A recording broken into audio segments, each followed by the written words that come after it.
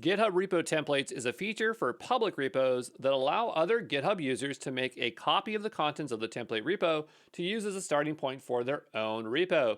And I believe it's only for public. I haven't checked for private, but I don't know why you'd want to use it for private.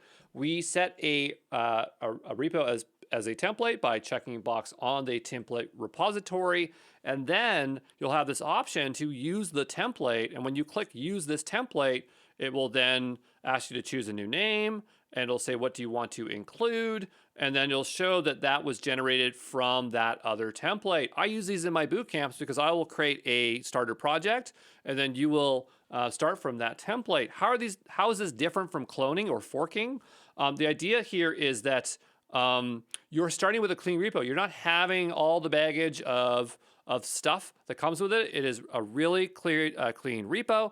And so that's how you're going to go ahead and utilize it. But that use case that I explained for, which is like, you want to have something like a project that people are going to start as a basis of, that's where you're going to be using repo templates. Okay, ciao.